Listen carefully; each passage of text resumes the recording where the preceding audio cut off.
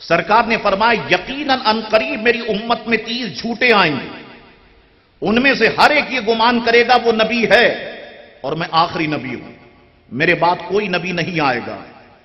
شارحین اس حدیث کو سامنے رکھ کے بتاتے ہیں، فرماتے ایک تو آپ نے فرمایا کہ میرے بعد 30 جھوٹے آئیں گے، ان میں سے ہر ایک یہ گمان کرے گا کہ وہ نبی ہے، یعنی میرے بعد جو بھی یہ گمان کرے کہ وہ نبی ہے، اس کا یہ گمان کرنا اس کے جھوٹے ہونے کے لیے کافی ہے۔ ایک بات۔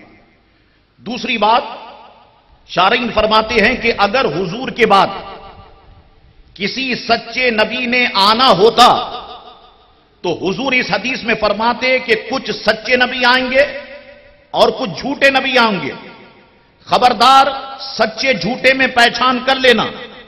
حضور کریم علیہ الصلوۃ والسلام نے یہ نہیں فرمایا، بلکہ فرمایا 30 جھوٹے آئیں گے اور وہ اپنے نبی ہونے کا گمان کریں گے، یعنی جو بھی نبوت کا دعویٰ کرے گا میرے بعد، سرکار نے فرمایا کہ وہ جھوٹا ہے، جھوٹا ہوگا۔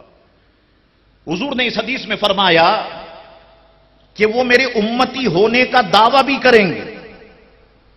اس میں حضور نے مرزا قادیانی کا رد فرمایا۔ وہ کہتا ہے کہ میں حضور کا امتی بھی ہوں اور میں نبی بھی ہوں۔ جب تو امتی ہے تو نبی کیسا؟ تو حضور کریم علیہ السلام نے فرمایا میری امت میں سے ہوں گے۔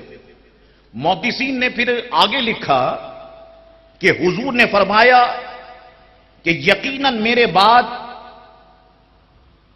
30 جھوٹے آئیں گے، تو محدثین فرماتے ہیں حضور کے بعد تو کئی لوگوں نے نبوت کا دعویٰ کیا، ان کی تعداد تو 30 سے بہت زائد ہے، لیکن سرکار کا یہ فرمانا کہ یقیناً میری امت میں 30 جھوٹے آئیں گے، تو سرکار فرمانا یہ چاہتے ہیں یہ 30 ایسے ہوں گے جو دجل میں، مکر و فریب میں اپنی انتہا کو پہنچ چکے ہوں گے۔